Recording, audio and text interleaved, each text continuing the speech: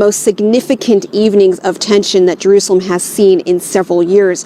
According to the Palestinian Red Crescent, more than 200 people were injured and 80 of them taken to hospital after clashes on the Aqsa compound, which is also known as the Temple Mount to Jews. Now, some Palestinians say that the clashes began when police prevented large groups of worshippers from entering the Al-Aqsa mosque, and some of them began pushing up against the police barricades. Police say that some of the Palestinians began throwing objects like rocks at them. They responded with stun grenades and rubber bullets. The Palestinian Red Crescent saying that many of the injuries are from those rubber bullets. The police saying that 17 of their officers were injured. The imam at one point of the mosque calling for everybody to calm down, but we're seeing some really dramatic video of stun grenades being fired, including one of which seemed to have even landed within the Al-Aqsa mosque, which is the building with the black roof just over my shoulder.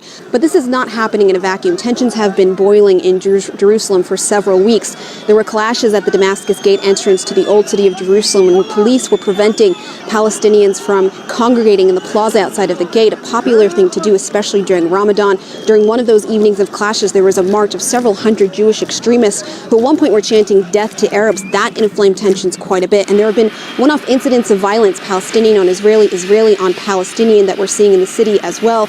But one of the reasons that last night especially grew tense was because of the possible eviction of several families, Palestinian families, in the Sheikh Jarrah neighborhood of Jerusalem. Now, the Israeli Foreign Ministry is responding to these events, saying that the Palestinian Authority and the Palestinian terror groups are presenting a real estate dispute, referring to the Sheikh Jarrah situation, between private parties as a nationalistic cause in order to incite violence in Jerusalem.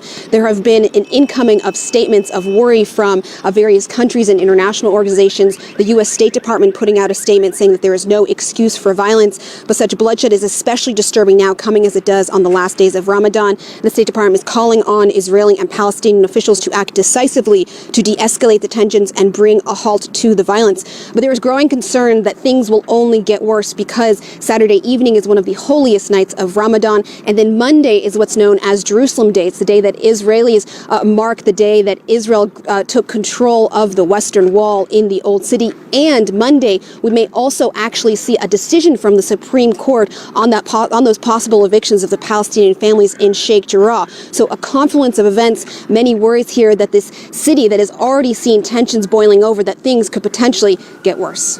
Hadass Gold, CNN, Jerusalem.